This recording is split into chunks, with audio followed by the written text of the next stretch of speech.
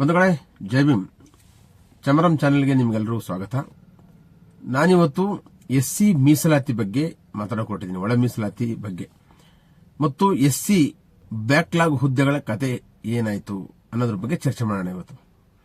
ಅದಕ್ಕಿಂತ ಮೊದಲು ನಿಮ್ಗೆ ಗೊತ್ತಲ್ಲ, ನಮ್ಮ ಚಾನೆಲ್ನ ಸ್ವಲ್ಪ ಸಬ್ಸ್ಕ್ರೈಬ್ ಮಾಡ್ಕೊಳ್ಳಿ. ಯಾರ್ಯಾರು ಸಬ್ಸ್ಕ್ರೈಬ್ ಆಗಿರೋ ಅವರು ಮತ್ತೆ ಉಳಿದವರು ಲೈಕ್ ಮಾಡಿ ಮತ್ತು ಶೇರ್ ಮಾಡಿ.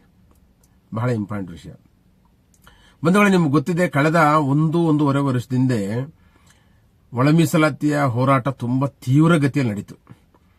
ಈ ತೀವ್ರಗತಿಯಲ್ಲಿ ನಡೆದದ್ದು ಉದ್ದೇಶ ಏನು ಅಂತಂದ್ರೆ, ಹೊಲೆಯರು ಮತ್ತು ಮಾದಿಗರ ಸಂಖ್ಯೆ ಎಷ್ಟಿರಬೇಕು, ಯಾರಿಗೆ ಎಷ್ಟು ಹುದ್ದೆಗಳನ್ನು ಕೊಡಬೇಕು, ಅಥವಾ ಯಾರಿಗೆ ಎಷ್ಟು ಪರ್ಸೆಂಟೇಜ್ ರಿಸರ್ವೇಷನ್ ಕೊಡಬೇಕು ಒಳ ಮೀಸಲಾತಿಯನ್ನು ಅನ್ನೋದ್ರಲ್ಲಿ ತುಂಬಾ ತಾರಕಕ್ಕೇರಿದಂತ ಒಂದು ತಾರ್ಕಿಕ ಅಂತ್ಯವನ್ನ ಕಾಣಬಹುದಾದಂತ ಒಂದು ಹೋರಾಟಗಳು ನಡೆದು.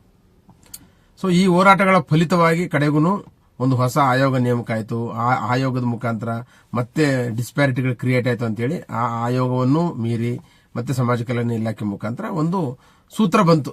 ನಮಗೆಲ್ಲರಿಗೂ ಒಳ ಮೀಸಲಾತಿ ವಿಚಾರದಲ್ಲಿ ಒಂದು ಸೂತ್ರವನ್ನು ತಂದ್ರು. ಆ ಸೂತ್ರದ ಮುಖಾಂತರ ಕೆಲವು ಬ್ಯಾಕ್ಲಾಗ್ ಹುದ್ದೆಗಳನ್ನ ಮೊದಲು ತುಂಬುತ್ತೀವಿ ಅಂತ ಹೊರಟಾಗ ಮತ್ತೆ ಹೋರಾಟ ಶುರುವಾಯಿತು. ಮತ್ತೆ ಬ್ಯಾಕ್ಲಾಗ್ ಹುದ್ದೆಗಳಲ್ಲಿ ಈ ಒಳ ಮೀಸಲಾತಿಯನ್ನು ತರಬೇಕೆ ಬೇಡವೆ ಅಂತ ಬಂದು, ಅಥವಾ ಹುದ್ದೆಗಳನ್ನ ಪರಿಗಣಿಸುವಾಗ ಎಸ್ಸಿ ಒಲೆ ಮಾದಿಗರ ಹುದ್ದೆಗಳನ್ನ ಪರಿಗಣಿಸುವಾಗ ಹೊಲೆಯರು, ಮಾದಿಗರು, ಕೊರಮ, ಕೊರಚ ಈ ಮೂರು ವಿಭಾಗಗಳು ಎಬಿಸಿ ಅಂತ ಏನ್ ಬಂತು, ಆವಾಗ ಬಿಂದುಗಳಲ್ಲಿ ಮತ್ತೆ ಗೊಂದಲ ಉಂಟಾಯಿತು. ಸೊ ಬಿಂದುಗಳನ್ನು ಸರಿಪಡಿಸೋದಕ್ಕೆ ಒಂದು ವಯಾ ಮೀಡಿಯಾ ಚರ್ಚೆ ಆಯಿತು. ಈಗ ಚರ್ಚೆ ಆಗಿ ಬಿಂದುಗಳು ಕೂಡ ಒಂದು ಸರಿ ಆಯ್ತು. ಈಗ ಕೆಲವು ಹುದ್ದೆಗಳಿರೋ ಸಂದರ್ಭದಲ್ಲಿ, ಅಂದ್ರೆ 9ಕ್ಕಿಂತ ಕಡಿಮೆ ಇರತಕ್ಕಂಥ ಹುದ್ದೆಗಳ ಸಂದರ್ಭದಲ್ಲಿ ಅದನ್ನ ಎಸ್ಸಿ ಜನರಲ್ ಅಂತ ಕನ್ಸಿಡರ್ ಮಾಡಿಕೊಂಡು ಯಾರು ಬೇಕಾದರೂ ಅಲ್ಲಿ ಕಾಂಪೀಟ್ ಮಾಡಬಹುದು ಅನ್ನೋದಂಗೆ ಆಯಿತು. ಮತ್ತೆ ಬಿಂದುಗಳಲ್ಲಿ ಎಬಿಸಿ ಹೀಗೆ ಹೋಯಿತು. ಸೊ ಎ ವರ್ಗಕ್ಕೆ ಎಷ್ಟು, ಪ್ರವರ್ಗ ಬಿಗೆ ಎಷ್ಟು, ಪ್ರವರ್ಗ ಸಿಗೆ ಎಷ್ಟು ಅಂತೆಲ್ಲ ಹುದ್ದೆಗಳೆಲ್ಲ ಫಿಕ್ಸ್ ಆಯ್ತು. ಈಗ ಈ ಹಂತದಲ್ಲಿ ಎಲ್ಲರೂ ಒಂದು ರೀತಿ ಒಂದು ಸಮಾಧಾನಕರವಂತ ಒಂದು ಬಾರ್ಗೇನಿಂಗ್ ಸಿಕ್ತು. ಇಷ್ಟಾದ್ಮೇಲೆ ಕರ್ನಾಟಕ ರಾಜ್ಯದಲ್ಲಿ ಮತ್ತೆ ಒಂದು ದೊಡ್ಡ ಪೊಲಿಟಿಕಲ್ ಚರ್ನಿಂಗ್ ನಡೀತಿದೆ. ಆ ಚರ್ನಿಂಗ್ ಅಲ್ಲಿ ಸಿದ್ದರಾಮಯ್ಯನವರು ಮುಖ್ಯಮಂತ್ರಿ ಹುದ್ದೆಯನ್ನು ಕಳ್ಕೋತಾರೆ ಮತ್ತು ಈಗ ಹೊಸ ಮುಖ್ಯಮಂತ್ರಿ ಡಿ ಕೆ ಶಿವಕುಮಾರ್ ಅವರು ಪಟ್ಟಕ್ಕೆ ಏರ್ತಾರೆ. ಈ ಪಟ್ಟಕ್ಕೆ ಏರಿ ಸುಮಾರು ಒಂದು ತಿಂಗಳು ಮೇಲಾಯಿತು. ಈಗ ಎಲ್ಲೂ ಕೂಡ ಒಳ ಮೀಸಲಾತಿ ವಿಚಾರ ಆಗಲಿ ಅಥವಾ ಹಿಂಬಾಕಿ ಹುದ್ದೆಗಳ ವಿಚಾರ ಆಗಲಿ, ಅಂದ್ರೆ ಬ್ಯಾಕ್ಲಾಗ್ ಹುದ್ದೆಗಳ ವಿಚಾರ ಆಗಲಿ, ಎಲ್ಲೂ ಸದ್ದಿಲ್ಲ, ಯಾವ ಸ್ವರವೂ ಇಲ್ದಂಗೆ ಆಗಿದೆ. ಯಾಕೆ ಹಿಂಗಾಯ್ತು? ಈ ಉದ್ದೇಶ ಆಗಿದ್ರೆ ಈ ಒಳ ಮೀಸಲಾತಿಯ ಹೋರಾಟ ಕೇವಲ ಸಿದ್ದರಾಮಯ್ಯನವ್ರನ್ನ ಇಳಿಸೋದಕ್ಕೋಸ್ಕರ ವಿರೋಧ ಪಕ್ಷದವರ ಒಂದು ಪಿತೂರಿ ಆಗಿತ್ತಾ? ಸಂಶಯ ನಮಗೆ ಬರುವಂತದ್ದು. ಅಥವಾ ತಮ್ಮ ಹುದ್ದೆಯನ್ನ ಉಳಿಸ್ಕೊಳ್ಳೋಕೋಸ್ಕರ ಸಿದ್ದರಾಮಯ್ಯನವರೇ ಈ ತರದ ಡಿವಿಯೇಷನ್ ಮಾಡೋದಕ್ಕೆ ಈ ತರದೊಂದು ಹೋರಾಟವನ್ನ ಎತ್ತಿಕಟ್ಟಿದ್ರ ಅನ್ನುವಂಥ ಪ್ರಶ್ನೆಗಳೆಲ್ಲ ಮೂಡ್ತವೆ ನಮಗೆ. ಸಿದ್ದರಾಮಯ್ಯನವರು ಮುಖ್ಯಮಂತ್ರಿ ಹುದ್ದೆಯಿಂದ ಇಳಿದ ನಂತರ ಕ್ಯಾಬಿನೆಟ್ ಎಕ್ಸ್ಪೆನ್ಷನ್ ಆಗುತ್ತೆ, ಸಮಾಜ ಕಲ್ಯಾಣ ಇಲಾಖೆಗೆ ಒಬ್ಬರು ಸಚಿವರು ಬರ್ತಾರೆ ಅಂತೆಲ್ಲ ಕಾಯ್ತಾ ಕೂತಿದ್ರು ಕೂಡ ಏನು ಈಗ ಎಸ್ಸಿಗಳಿಗೆ ದಕ್ಕಬೇಕಾದಂತ ಹಿಂಬಾಕಿ ಹುದ್ದೆಗಳಿದಾವಲ್ಲ, ಬ್ಯಾಕ್ಲಾಗ್ ಹುದ್ದೆಗಳು, ಈ ಹುದ್ದೆಗಳನ್ನ ಮಾಡೋದಕ್ಕೆ ಸಮಾಜ ಕಲ್ಯಾಣ ಇಲಾಖೆ ಬೇಕಾಗಿಲ್ಲ. ಈಗ ಡಿಪಿಆರ್ ನಲ್ಲಿ ಇದೆ ಅಂತ ಹೇಳ್ತಾರೆ ಫೈಲು. ಡಿಪಿಆರ್ ಇದ್ಮೇಲೆ ಯಾವಾಗಲೂ ಡಿಪಿಆರ್ ಅಂತಕ್ಕಂಥದ್ದು ಮುಖ್ಯಮಂತ್ರಿಗಳ ಸುಪರ್ದಿನಲ್ಲೇ ಇರುತ್ತೆ. ಸೊ ಮುಖ್ಯಮಂತ್ರಿಗಳ ಸುಪರ್ದಿನಲ್ಲಿ ಇರಬೇಕಾದ್ರೆ ಯಾಕೆ ಇನ್ನೂ ಬ್ಯಾಕ್ಲಾಗ್ ಹುದ್ದೆಗಳನ್ನ ತುಂಬೋದಕ್ಕೆ ಸರ್ಕಾರ ಮನಸ್ಸು ಮಾಡ್ತಿಲ್ಲ? ಅಥವಾ ಸರ್ಕಾರ ಮನಸ್ಸು ಮಾಡ್ತಿಲ್ಲ ಯಾಕೆ ಅಂತ ನಮ್ಮ ಜನಗಳು ಈಗ ಯಾಕೆ ಕೇಳ್ತಾ ಇಲ್ಲ? ಹೊಲೆಯರಾಗ್ಲಿ ಮಾದಿಗರಾಗ್ಲಿ ಕೇಳಬೇಕಲ್ಲ ಈಗ. ಯಾಕೆಂದ್ರೆ ಒಂದು ಹುದ್ದೆ ಜ್ಯೇಷ್ಠತೆ ಹೊರಟೋಗುತ್ತೆ. ಎಷ್ಟೋ ವರ್ಷಗಳ ಕಾಲ ನಮ್ಮ ಸಮುದಾಯದ ಯುವಕರಿಗೆ, ಹೊಲೆ ಮಾದಿಗರು ಎಲ್ರಿಗೂ ಸೇರಿ ನಾನು ಹೇಳೋದು, ಅವರಿಗೆ ಕೆಲಸವೇ ಸಿಕ್ಕದೇ ಇರತಕ್ಕಂಥ ಸಂದರ್ಭದಲ್ಲಿ ಬೇಕಾದಷ್ಟು ಹುದ್ದೆಗಳು ಈಗ ಹಿಂಬಾಕಿ ಹುದ್ದೆಗಳಾಗಿ ಬಿದ್ದಿವೆ, ಅಂದ್ರೆ ಬ್ಯಾಕ್ಲಾಗ್ ಹುದ್ದೆಗಳಾಗಿ ಬಿದ್ದಿವೆ. ಇಲ್ಲೂ ಮತ್ತೆ ನಾವು ತಕರಾರುಗಳು ತೆಗೆದ್ರೆ ಈ ಯಾವ ಸೂತ್ರಗಳನ್ನ ಹಾಕಬೇಕು ಅಂತ ಮತ್ತೆ ಅದು ಹಂಗೆ ಮುಂದಕ್ಕೆ ಹೋಗುತ್ತೆ. ಅಂದ್ರೆ ಮುಂದಕ್ಕೆ ಹೋಗ್ತಾ ಹೋಗ್ತಾ ಹುದ್ದೆಗಳೇ ಡೆಫರ್ ಆಗುವಂತ ಸಾಧ್ಯತೆಗಳಿದ್ದಾವೆ. ಎಷ್ಟೋ ಜನರಿಗೆ ಆ ಕೆಲಸಗಳು ಸಿಗೋದಿಲ್ಲ. ಈಗ ಇರ್ತಕ್ಕಂಥ ತುರ್ತುನ ಸಂದರ್ಭದಲ್ಲಿ ನಾವು ಈ ಬ್ಯಾಕ್ಲಾಗ್ ಹುದ್ದೆಗಳನ್ನ ಪಡ್ಕೊಳ್ಳೋಕೆ ಸಾಧ್ಯನಾ ಅನ್ನೋದ್ರ ಬಗ್ಗೆ ಚರ್ಚೆ ಮಾಡಬೇಕು. ಇದರೊಳಗಡೆ ಬೇರೆ ಬೇರೆ ಹಂತದಲ್ಲಿ ಬೇರೆ ಬೇರೆ ರಾಜಕೀಯಗಳು ನಡೀತಾ ಇದ್ದಾವೆ. ಆಳುವ ಸರ್ಕಾರದಲ್ಲೂ ಕೂಡ ವಿರೋಧ ಪಕ್ಷದ ಅನೇಕರು ತಮ್ಮ ಹುದ್ದೆಗಳನ್ನ ಗಿಟ್ಟಿಸ್ಕೊಳ್ತಾ ಇದ್ದಾರೆ. ಅದು ಬೇರೆ ಬೇರೆ ಹಿಂಬಾಗಿಲಿನಲ್ಲಿ ನಡೆಯುವಂತ ರಾಜಕೀಯಗಳು ಇವೆಲ್ಲ. ರಾಜಕೀಯ ಏನೇ ಇದ್ರೂ ಅವರವ್ರ ಜಾತಿಗಳು ಯಾವುದೇ ಪಕ್ಷದಲ್ಲಿ ಇದ್ರೂ ಅವರು ಮುನ್ನೆಲೆ ತಂದ್ಕೋತಾರೆ ಬೇರೆಯವರು. ಆದ್ರೆ ಇದು ಯಾಕೆ ಇಂತಹ ಒಂದು ಬದ್ಧತೆ ನಮ್ಮ ರಾಜಕಾರಣಿಗಳಲ್ಲಿ, ನಮ್ಮ ಹೋರಾಟಗಾರರಲ್ಲಿ ಇರಕ್ ಸಾಧ್ಯ ಇಲ್ಲ ಅಂತ ಯೋಚನೆ ಮಾಡ್ತಿದ್ದೀನಿ ನಾನು. ಈಗ ಎಷ್ಟೋ ಹುದ್ದೆಗಳು, 50,000 ಹುದ್ದೆಗಳನ್ನ ತುಂಬಬೇಕು ನಾವು ಬ್ಯಾಕ್ಲಾಗ್ ಹುದ್ದೆಗಳನ್ನ ಅಂತ ಮುಖ್ಯಮಂತ್ರಿ ಸಿದ್ದರಾಮಯ್ಯನವರು ಇದ್ದಾಗ ಒಂದು ಹೇಳಿಕೆ ಕೊಟ್ಟರು, ಪಾಸಿಂಗ್ ಸ್ಟೇಟ್ಮೆಂಟ್ ಕೊಟ್ಬಿಟ್ರು. ಅದೇನು ನಿಜನ ಸುಳ್ಳ ಗೊತ್ತಿಲ್ಲ. ಆದ್ರೆ ಆನಂತರ 75,000 ಹುದ್ದೆಗಳಿವೆ ತುಂಬ್ತೀವಿ ಅಂದ್ರು. ಅದು 75,000 ಹುದ್ದೆ ತುಂಬ್ತಾರೋ, 1,00,000 ಹುದ್ದೆ ತುಂಬ್ತಾರೋ ಅದು ಬೇರೆ ಪ್ರಶ್ನೆ.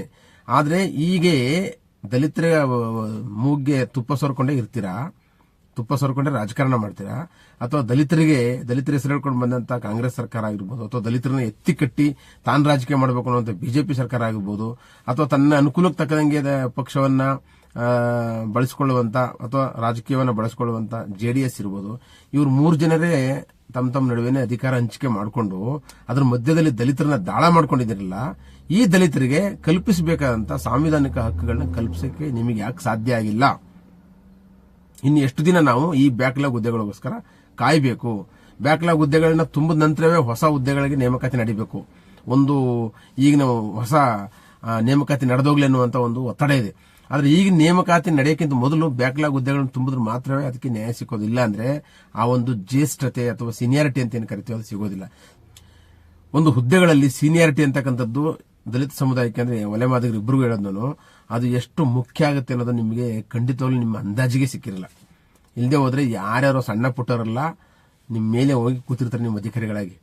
ಹಾಗಾಗಿ ಇಲ್ಲಿ ಮೊದಲನೇದಾಗಿ ಬ್ಯಾಕ್ಲಾಗ್ ಹುದ್ದೆಗಳನ್ನ ತುಂಬಲೇಬೇಕು. ಈಗ ಬ್ಯಾಕ್ಲಾಗ್ ಹುದ್ದೆಗಳು ಎಷ್ಟಿದಾವೆ ಅಷ್ಟು ಹುದ್ದೆಗಳನ್ನ ತುಂಬಿ ಆ ನಂತರ ಹೊಸ ನೇಮಕಾತಿಗಳ ಪ್ರಕ್ರಿಯೆಗಳನ್ನು ಶುರು ಮಾಡಬೇಕು. ಈ ಹೊಸ ನೇಮಕಾತಿ ಪ್ರಕ್ರಿಯೆಗಳು ಕೂಡ ಈಗೇನು ABC ಅಂತ ಆಗಿದೆಯೋ, ಯಾವ ರೀತಿಯ ಒಂದು ಪಾಯಿಂಟ್ಸ್ಗಳಾಗಿದೆಯೋ, ಬಿಂದುಗಳು, ಅದ್ರ ಮುಖಾಂತರ ಹೋಗುತ್ತೆ ಅದು.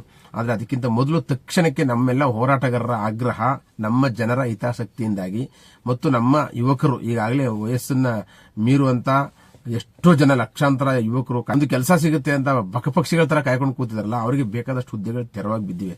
ನಾವು ಮತ್ತೆ ರಿಜಿಡ್ ಆಗಿ ಅದರಲ್ಲಿ ನಿಮ್ಗೆ ಈಗಿನ ಒಳ ಮೀಸಲಾತಿಯ ಸೂತ್ರಗಳನ್ನ ಅನ್ವಯಿಸಬೇಕು ಅಂದ್ರೆ ಕಷ್ಟ ಆಗುತ್ತೆ. ಒಂದು ವೇಳೆ ಇಲ್ಲ ಅಂದ್ರೆ ಆಯಾ ಕೆಟಗರಿಗೆ A ವರ್ಗ, B ವರ್ಗ, C ವರ್ಗಕ್ಕೆ ಕ್ಯಾಂಡಿಡೇಟ್ಗಳು ಸಿಕ್ಕಿಲ್ಲ ಅಂದ್ರೆ ಕೆಲವು ಸಂದರ್ಭಗಳಲ್ಲಿ ಇದೇ ಆದಾಗ ಮತ್ತೆ ಆ ಹುದ್ದೆ ಬ್ಯಾಕ್ಲಾಗ್ ಹುದ್ದೆಗಳು ಕೊಡೋ ಸಾಧ್ಯತೆ ಇರುತ್ತೆ. A ಸಿಕ್ಕಿಲ್ಲ ಅಂದ್ರೆ B ಕೊಡಿ, B ಸಿಕ್ಕಿಲ್ಲ ಅಂದ್ರೆ C ಕೊಡಿ ಅನ್ನುವಂತ ಒಂದು ವಯಾ ಮೀಡಿಯಾದ ಚರ್ಚೆದ ಮುಖಾಂತರ ಈಗ ನಾವು ಹಿಂಬಾಕಿ ಹುದ್ದೆಗಳನ್ನ ತುಂಬಿಸದೆ ಹೋದ್ರೆ ಖಂಡಿತವಾಗ್ಲೂ ಈಗಿರ್ತಕ್ಕಂಥ ಲಕ್ಷಾಂತರ ಹುದ್ದೆಗಳು ನಮ್ಮ ಕೈ ತಪ್ಪಿ ಹೋಗ್ತವೆ. ಇದು ಹೋರಾಟಗಾರರಿಗೆ, ಚಿಂತಕರಿಗೆ, ಸಾಹಿತಿಗಳಿಗೆ, ನಮ್ಮ ರಾಜಕಾರಣಿಗಳಿಗೆ ಅರಿವಿಗೆ ಬರಬೇಕು ಅಂತ ನಾನು ಈ ಮುಖಾಂತರ ಮನವಿ ಮಾಡ್ಕೊತೀನಿ. ತಕ್ಷಣವೇ ನಾವೆಲ್ಲರೂ ಕಾರ್ಯಪ್ರವೃತ್ತರಾಗಿ ನಮ್ಮ ಬ್ಯಾಕ್ಲಾಗ್ ಹುದ್ದೆಗಳಿಗೋಸ್ಕರ ಹೋರಾಟ ಮಾಡಬೇಕಾಗಿದೆ. ಯಾವುದೋ ರಾಜಕೀಯ ಪ್ರೇರಿತವಾಗಿ ಇನ್ಯಾರ್ದೋ ಆಸೆಗಳನ್ನ ಈಡೇರಿಸೋಕ್ಕೋಸ್ಕರ ನಾವು ಹೋರಾಟ ಮಾಡಬಾರದು. ನಮ್ಮ ಸಮುದಾಯದ ಹಿತಾಸಕ್ತಿ ಇಟ್ಕೊಂಡು ಎಲ್ಲ ಹೋರಾಟಗಾರರಿಗೂ ನಾನು ಕರೆ ಕೊಡ್ತಿದ್ದೀನಿ.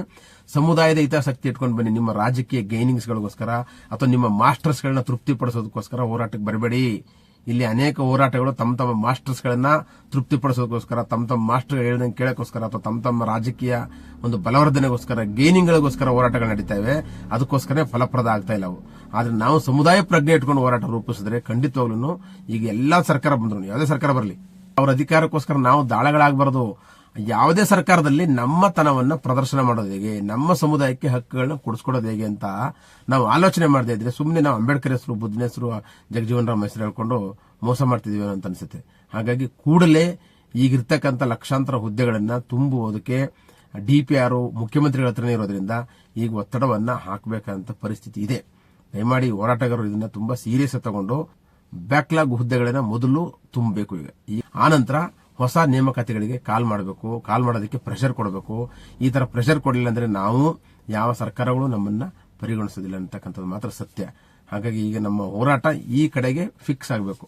ಈಗೆಲ್ಲ ಹೋರಾಟಗಳು ನಿಂತೋಗಿವೆ, ಗೊತ್ತಿಲ್ಲ, ಸರ್ಕಾರ ಬದಲಾಯಿತಿದಂಗೆ ಹೋರಾಟಗಳೆಲ್ಲ ಸ್ಟಾಗ್ನೆಂಟ್ ಆಗೋಗಿದೆ ಅಂತ ನನಗೆ ಅನಿಸ್ತಾ ಇದೆ. ದಯಮಾಡಿ ಹೋರಾಟಗಾರರು ಇದ್ರ ಬಗ್ಗೆ ಯೋಚನೆ ಮಾಡಿ ಅಂತ ಕೇಳ್ತೀನಿ ಈ ವಿಡಿಯೋದ ಮುಖಾಂತರ. ನಮಸ್ತೆ ಬಂಧುಗಳೇ, ಚಮರಂ ಚಾನಲ್ ಸಾಮಾಜಿಕ ಕಳಕಳಿಯ ಮಾಧ್ಯಮ. ನಮ್ಮ ಚಾನಲ್ಗೆ ಮರೆಯದೆ ಸಬ್ಸ್ಕ್ರೈಬ್ ಆಗಿರಿ, ಲೈಕ್ ಮಾಡಿ ಮತ್ತು ಶೇರ್ ಮಾಡಿ.